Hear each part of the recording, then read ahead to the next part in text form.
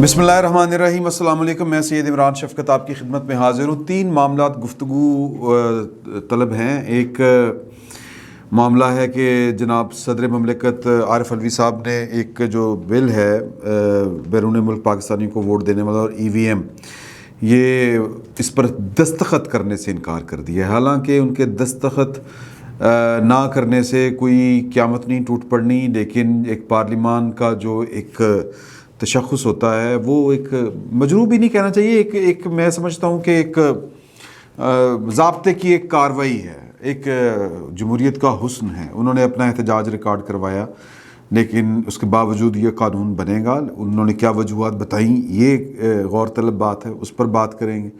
दूसरी जो मामला है जिस पर गुफ्तगू की जा सकती है वो है कि इमरान खान साहब क्या चाह रहे हैं। आज उन्होंने एक कॉल दी हुई है एहतजाज की मुल्क भर में।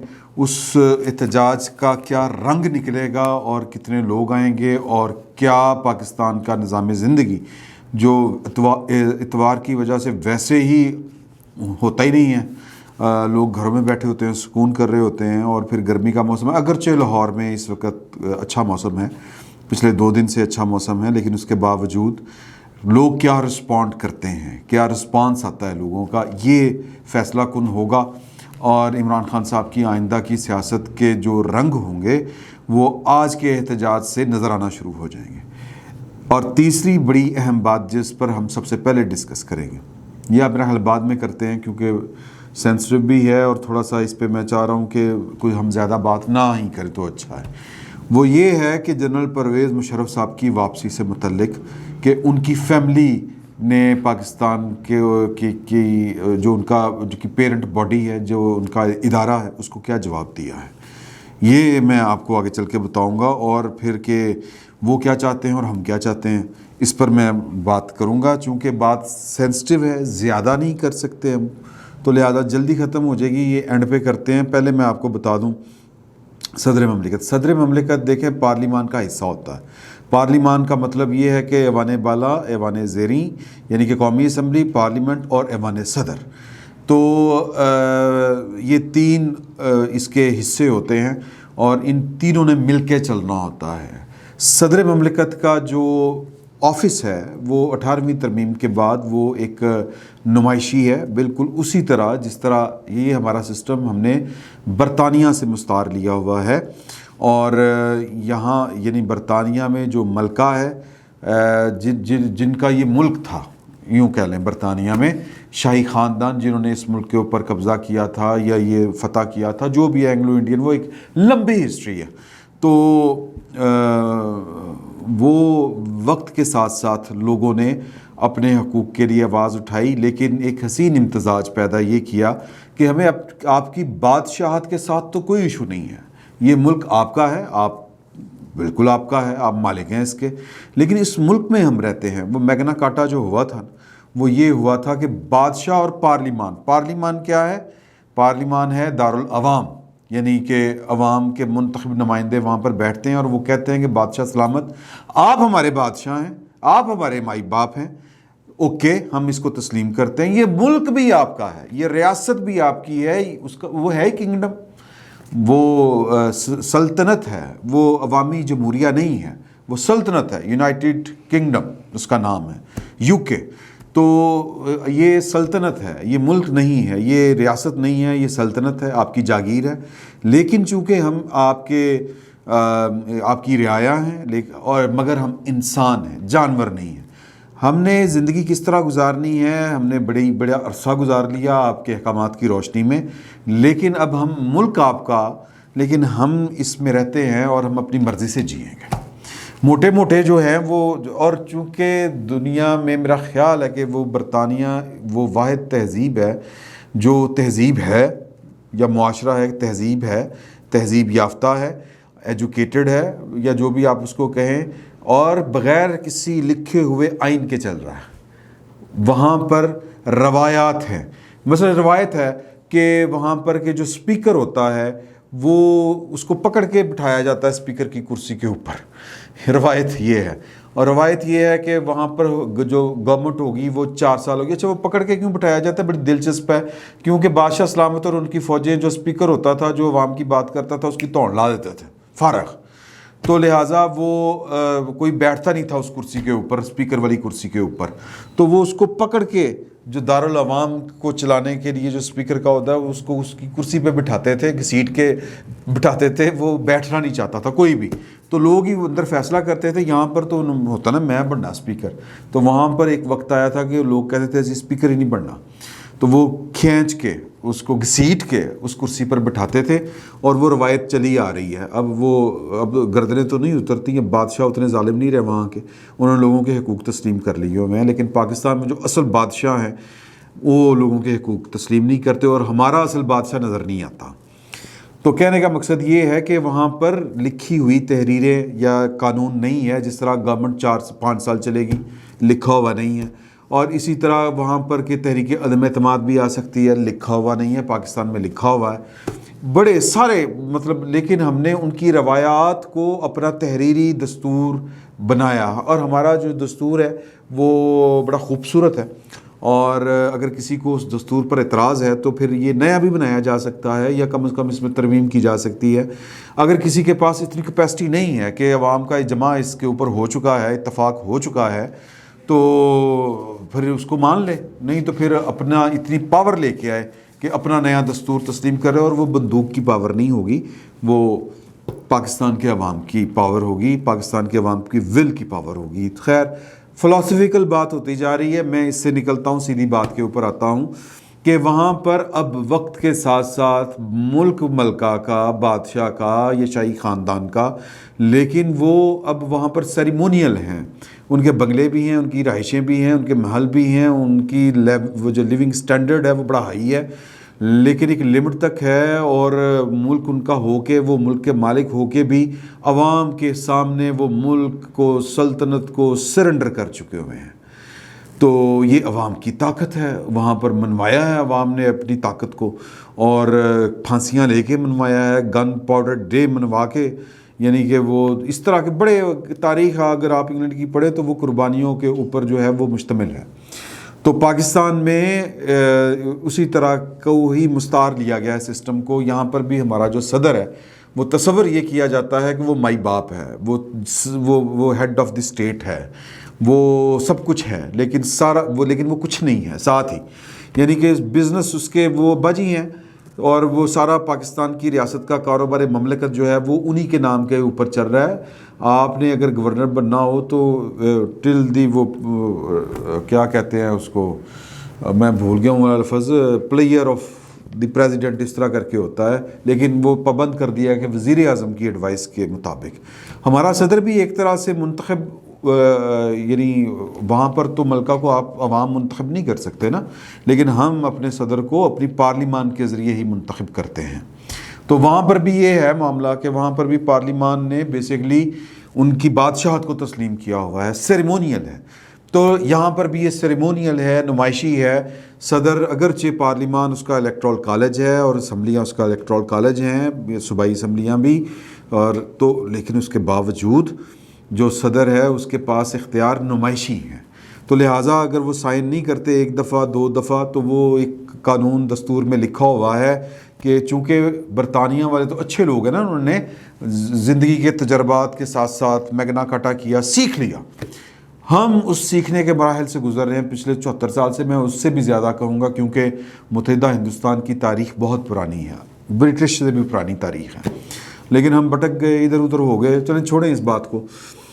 تو ہم نے اپنے صدر کو اختیار جو ہے وہ والا نہیں دیا ہوا جو پاکستان کا بادشاہ چاہتا ہے اختیار ہو اس کے پاس، جس کے لیے کبھی وہ 8ویں ترمیم کرتا ہے، کبھی وہ 13ویں کے 11ویں کے 12ویں ترمیم کرتا ہے. یعنی پرویز مشرف صاحب، ضیاء الحق صاحب اس سے پہلے دستور کی شکل بگاڑتے ہیں کہ پاکستان کے اصل بادشاہ کے پاس اختیارات رہیں. لیکن پاکستان کے عوام نے اپنے منتخب نمائندوں کے ذریعے مزاحمت کی ہے اور یہ اختیار ہمیشہ واپس لیے ہیں. تو خیر کہنے کا مطلب یہ ہے کہ پاکستان میں کوئی تھا جو کوئی نیا تجربہ چاہتا تھا کرنا، وہ ناکام ہوا. اس تجربے میں وہ یہ چاہتے تھے کہ پاکستان میں ایک سیدھا سا جو پاکستان کے عوام کے اوپر ڈاکہ، ایک ڈی بلاک ڈاکہ ہوتا ہے نا، وہ والا این بلاک ڈاکہ نہ مارے ہم کن کے نام کے اوپر، سمندر پار پاکستانیوں کے نام کے اوپر۔ ویسے بھی ہمارے پوسٹل جو بیلٹ ہے اس کے نام کے اوپر ایک لمبا ڈاکہ پڑتا ہے، چونکہ ہم ابھی طاقتوروں کے سامنے کھڑے ہو کے ہم نے بولنا نہیں سیکھا، یا اتنی ابھی ہم میں ہمت نہیں آئی، یا کہہ لیں کہ ابھی ہماری آنکھ میں تھوڑا سا پانی ہے، تو ابھی ہم نے کبھی ان سے حساب نہیں مانگے۔ تو یہ بھی ایک ہوتا ہے، یہ بیلٹ پیپر جو ہوتا ہے نا، پوسٹل بیلٹ، اس کے اوپر بھی کوئی بڑے سارے ووٹ ادھر سے ادھر، ادھر سے ادھر ہو جاتے ہیں۔ تو یہ جو سسٹم تھا سمندر پار پاکستانیوں کا، بغیر کسی تیاری کے، پارلیمان کے، جس کو کہتے ہیں کہ فکری تدبر کے بغیر، بحث و مباحثے کے بغیر، تمام پولیٹیکل پارٹیوں کو آن بورڈ کر کے اس مسئلے کو جانے سمجھے بغیر کہ جی ان کو ووٹ کا حق دینے کا مطلب یہ تھا کہ آپ نے بادشاہ وقت، وہ بادشاہ جو ہمیں نظر نہیں آتا، اس کو وہ والا حق دے دیا۔ تو یہ، اور پھر ای وی ایم مشین، کہ ای وی ایم مشین تو میرا مطلب ہے کہ دنیا کے جرمن جیسے ممالک میں وہ ناکام ہوئی ہیں، انڈیا میں اس پر شدید اعتراض اٹھائے جاتے ہیں، لیکن پاکستان میں اس کا کوئی نہ کوئی حل نکالا جا سکتا تھا۔ پارلیمان اگر چاہتی تو بیٹھ کے اس کے اوپر ڈسکس کیا جا سکتا تھا، لیکن عمران خان صاحب کا منصوبہ یہ تھا کہ وہ چونکہ اگلے 5 سال بھی حکومت میں رہنا چاہتے تھے، اور جو الزام لگایا جاتا ہے کہ وہ اس وقت کے D G I S I کو اگلا آرمی چیف بنانے والے تھے، اور اس کے بعد الیکشن ہونے تھے، اور الیکشن کی صورت میں، اور پھر جسٹس قاضی فائز عیسیٰ کو اگست 2023 سے پہلے فارغ کرنا ضروری تھا، تاکہ عام انتخابات کے وقت چیف جسٹس جو ہے وہ اپنی مرضی کا ہوتا۔ ریفرنس جو چل رہا تھا وہ اس کے پیچھے کہانی یہی تھی۔ اب عمران خان صاحب جو کہتے ہیں نا کہ غلطی ہو گئی مجھ سے، وہ غلطی نہیں تھی، سوچا سمجھا منصوبہ تھا۔ ایک تو جنرل فیض صاحب کا بھی غصہ تھا ان کے اوپر، اور دوسرا ٹارگٹ تھا کہ 2023 کا الیکشن اگر ہم نے ای وی ایم اور سمندر پار پاکستانیوں کا ووٹ اپنے حق میں استعمال کرنا ہے تو یہ چیف جسٹس قاضی فائز عیسیٰ ہوگا تو یہ کام ہمیں نہیں کرنے دے گا۔ تو یہ ایک براڈر پلان تھا، 10 سالہ منصوبہ تھا، جو عمران خان صاحب کا ناکام کر دیا گیا۔ جس کا بھی تھا، جس نے بھی کیا، پارلیمان نے کیا، 95 کے ذریعے ہوا، آرٹیکل 95 جو ہے، یا 96 اس طرح کا، کہ تحریک عدم اعتماد کے ذریعے۔ تو اب وہ ریورس بیک، یعنی کہ واپسی کا گیئر لگایا گیا ہے، اور یہ دونوں جو ہیں ای وی ایم مشین اور جو کہہ لیں کہ سمندر پار پاکستانیوں کو ووٹ دینے کا کہ یہ دونوں واپس ہوئے ہیں۔ تو یہ بل کے اوپر پہلے تو انہوں نے ایڈیشن ڈالی کہ نہیں، انفیئر کو جوائنٹ سیشن ہوا قومی اسمبلی کا اور سینٹ کا، قانون پاس ہوا کہ جی یہ ہمیں نہیں چاہیے، پارلیمنٹ کے ول کے آگے، حالانکہ خود پارلیمنٹ کا حصہ ہے۔ صدر صاحب نے اڑنے کی کوشش کی اور وجہ دی کہ جی کہ چونکہ گزشتہ ایک دہائی سے الیکٹرانک ووٹنگ مشین اور بیرون ملک مقیم پاکستانیوں کو ووٹ کا حق دینے کے معاملے سے منسلک ہوں، اور تمام حکومتوں، پارلیمان اور سپریم کورٹ میں اس معاملے کی پیروی کرتا رہا ہوں۔ ڈاکٹر الفی یعنی کہ عارف الوی صدر صاحب کہتے ہیں کہ مجھے ادراک ہے کہ بل پر دستخط نہ کرنے کے باوجود یہ بل قانون کی شکل اختیار کر جائے گا۔ بحیثیت صدر مملکت بل پر دستخط نہ کرنا میرے لیے ذاتی طور پر ایک تکلیف دہ امر ہے، اس لیے میرے لیے اس کی وجوہات بتانا ضروری تھا۔ قانون بن چکا ہے، بن جائے گا آٹومیٹکلی، ایک پروسیجر جو ہے وہ آن ہے۔ میں صرف یہ کہنا چاہتا ہوں کہ الوی صاحب جو ہیں وہ اپنے آپ کو، انہوں نے پاکستان کا صدر کبھی بھی نہیں سمجھا، انہوں نے خود کو عمران خان صاحب کا بال کا سمجھا ہوا ہے۔ میں ان کے کئی گناہ گنوا سکتا ہوں، لیکن میں صرف یہ کہنا چاہ رہا ہوں کہ وہ صدر بن کے بھی جو ریاکاری سے کام لے رہے ہیں، جھوٹ سے کام لے رہے ہیں۔ وہ انہوں نے کہا کہ ایک دہائی سے میں اس کا ہوں، دائی ہوں اس تحریک کا۔ یہ عمران خان صاحب کو خیال ہی، جب وہ وزیر اعظم بنے تو ان کو آیا کہ یہ، کیونکہ خیال دینے والے ان کے دوست تھے جو اس وقت کے D G I S I تھے، کہ یار کہ یہ سمندر پار پاکستانی کو ووٹ کا حق دینا ہے۔ حالانکہ عمران خان صاحب کی یوٹیوب کے اوپر تقریریں موجود ہیں کہ ڈوئل نیشنل اور جو سمندر پار پاکستانی ہیں ان کا کوئی حق نہیں ہے کہ پاکستان کے سیاسی عمل کا حصہ بنے۔ تو اب وہ ڈوئل نیشنلٹی کے بھی حق میں ہیں۔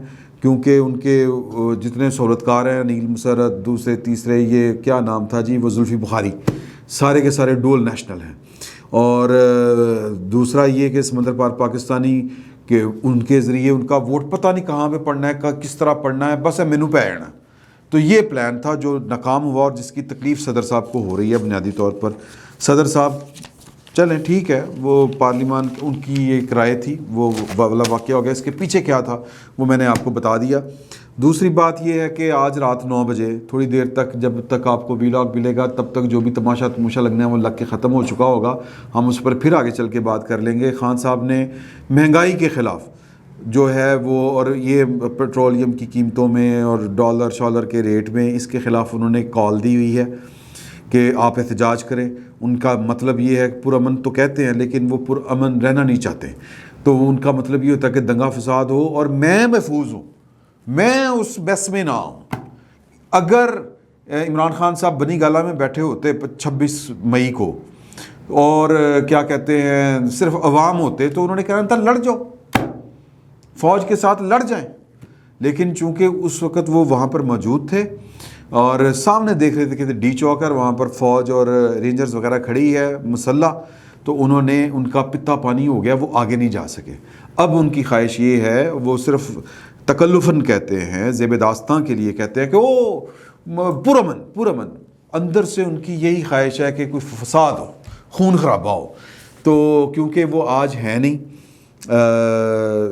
اسکرین کے اوپر خطاب کریں گے اور ان کی خواہش یہ ہوگی کیونکہ ان کے اعمال ان کی حرکتیں بتاتی ہیں کہ ان کی خواہش کیا ہو سکتی ہے. ویسے تو اللہ دلوں کے بھید جانتا ہے لیکن ہم تو اندازے لگانے ہوتے ہیں نا. تو عمران خان صاحب کی خواہش یہ ہوگی کہ پورا پاکستان آج مفلوج کر دیا جائے. ان کے جو ورکر ہیں وہ سڑکوں پر بیٹھ جائیں اور اٹھے ہی نہ اور کہیں کہ بس آج ہنسی ہے نہیں ہے تسی ہے نہیں خان واپس لے آؤ.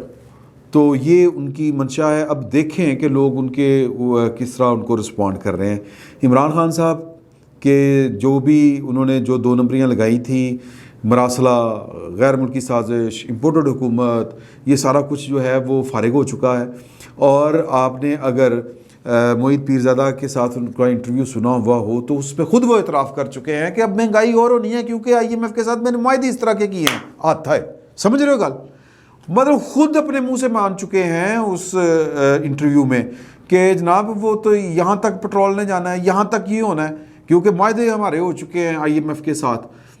تو جو مطلب یہ کہ معاہدے آپ کریں اور احتجاج بھی آپ کریں ماشاءاللہ. یہ نہ لوگ اتنے بیوقوف ہیں اور نہ گورنمنٹ آپ کو یہ والا کام کرنے دے گی کہ آپ نے اگر خفیہ طور پر اگر کوئی پیغامات جاری کیے ہیں کہ بیٹھ جو اٹھنا نہیں ہے پولیس آئے پکڑ لینا ہے ڈنڈے مارنے ہیں گولی چلا دینی ہے گولی کھا لینی ہے تو سر یہ رانا ثناء اللہ یہ بہت کرو آدمی ہیں. یہ آپ ان کی خاک کو بھی نہیں پہنچ سکتے. یہ نہیں آپ کو کرنے دیں گے. باقی دیکھ رہے ہوتے ہیں ابھی یہ 8:30 آلموسٹ ہو چکے ہیں آدھا گھنٹہ رہ گیا پیچھے. باقی بات پھر دیکھ لیں گے کیا ہوتا ہے. اگر خان صاحب کی منشا پوری ہوگی لوگ سڑکوں پر آ گئے اور انہوں نے اٹھنے سے انکار کر دیا پورے پاکستان کو مفلوج کر دیا رابطے شہر سے شہر کا رابطہ ختم کر دیا تو پھر جناب خان صاحب آ جائیں گے. لیکن اس طرح کسی نے کرنے نہیں دینا یہ میں آپ کو بتا دوں. آخری بات جنرل پرویز مشرف صاحب کے بیٹے ہیں بلال مشرف وہ کہہ رہے ہیں کہ ہم نہیں چاہتے کہ جنرل پرویز مشرف صاحب میرے ابا جی جو ہیں وہ پاکستان واپس آئیں اور ہم نہیں چاہتے کہ کوئی کل کلا کو ان کی کوئی عزت کے اوپر حرف آئے اور ہمیں لوگ جو ہیں وہ غدار کا بیٹا اور ان کی قبر کے اوپر کوئی اس طرح کی کسی یا جنازے کے اوپر کوئی اس طرح کی کوئی بدمزگی ہو ہمیں کہا جا رہا ہے. یہ بات انہوں نے نور اللہ صاحب ہمارے دوست ہیں انہوں نے بھی بتائی. یہ جو فوجی فیملیز کے یا جو پاکستان ویٹرنز ہیں اور ایکس سروس مین یا جو اس طرح کے ان کے جو سماجی رابطے واٹس ایپ گروپس اس طرح کے ہیں وہاں پر یہ بلال مشرف صاحب کہتے ہوئے پائے گئے ہیں. لوگ ان سے ان کے والد کے بارے میں پوچھ رہے ہیں کہ ان کا کیا حال چال ہے تو وہ اس پر وہ انکار کر رہے ہیں. فی الوقت وہ نہیں مانے وہ پاکستان لانے کے لیے. لیکن DGI صاحب کہہ چکے ہیں کہ پاکستان کی فوج کی قیادت چاہتی ہے کہ جنرل پرویز مشرف صاحب واپس آئیں اور یہ ان کا ملک ہے آئیں دارا ان کے ساتھ ہے لیکن ان کی فیملی نہیں چاہتی کہ وہ واپس آئیں. اب ہماری فوج کے سربراہ فوجی لیڈرشپ یہ کیوں چاہتے ہیں وہ کیوں بے ضد ہیں کہ جی کہ آئیں ایک کنٹروورشل پرسنالٹی جن کے خلاف ایک عدالت کا فیصلہ آ چکا ہے اور وہ اس کے خلاف ان کی اپیل فائل ہے، اور سپریم کورٹ نے ان کی اپیل سننے سے انکار کیا ہوا ہے کہ جب تک وہ اپنے آپ کو قانون کے سپرد نہیں کرتے تب تک ان کی ضمانت نہیں لی جا سکتی۔ قانون کا ایک تقاضا ہے، عدالتوں کی اپنی ایک پریکٹس ہے، تو اس کے باوجود اگر وہ کوئی چاہ رہا ہے کہ وہ آئیں اور کسی کی مجال ہے کہ کوئی ان کی طرف آنکھ اٹھا کے دیکھے، پاکستان کا قانون ان کے خلاف حرکت میں آیا، آٹومیٹکلی نہیں آنے دیا جائے گا۔ تو پتہ نہیں کیوں یہ وہ کس کے حق میں ہے یہ کنٹروورسی اس لیول کی۔ تو مطلب عوام اور ادارے کو ایک دوسرے کے آمنے سامنے کھڑا کرنا، عوام کے اندر پرویز مشرف صاحب کے خلاف ایک سینٹیمنٹ موجود ہے۔ بلوچ ہمارے گمشدہ لوگ، وہ جو مارے گئے، جو پکڑے گئے، ان کی فیملیز، بگٹی، لال مسجد، پتہ نہیں کون کون سے جرائم جو ہیں وہ پرویز مشرف صاحب نے کیے ہوئے ہیں، ان کے لواحقین پاکستان میں موجود ہیں اور ان کے پاس پاکستان کا شناختی کارڈ ہے۔ آپ جو ہے وہ ستم بالائے ستم نہیں کر سکتے، لیکن اگر پھر بھی کسی کو ستم بالائے ستم کرنے کا شوق ہے تو وہ شوق پورا کر لے، اس میں مطلب اگر وہ کر لے پورا، مطلب یہ بھی پتہ چل جائے۔ تو خیر اب اس کے پیچھے وجہ کیا ہے، وجوہات کیا ہے، وہ میں نے آپ کو بتائی ہیں، امیج بلڈنگ ہی ہے، تو اس پر زیادہ بات نہیں کرنی چاہیے۔ اگر جب ان کے گھر والے ہی سمجھ رہے ہیں کہ پاکستان میں اس طرح کے حالات نہیں ہیں کہ ان کے والد واپس آئے، زور اور زبردستی نہیں کرنی چاہیے، تو میرا خیال ہے کہ اٹس اے گڈ جیسچر، یہ ان کی فیملی کا فیصلہ ہے، اور اگر مان لیا جائے تو بہتر ہے، نہیں تو پھر پرویز مشرف صاحب مر کے بھی سکون نہ پایا تو کہاں جائیں گے یا کدھر جائیں گے۔ شعر میں کہتا ہوں، شعر مجھے یاد نہیں رہتے، اور جو میں کہتا ہوں وہ شعر نہیں رہتے۔ فی الوقت اتنا ہی، بہت بہت شکریہ آپ کا۔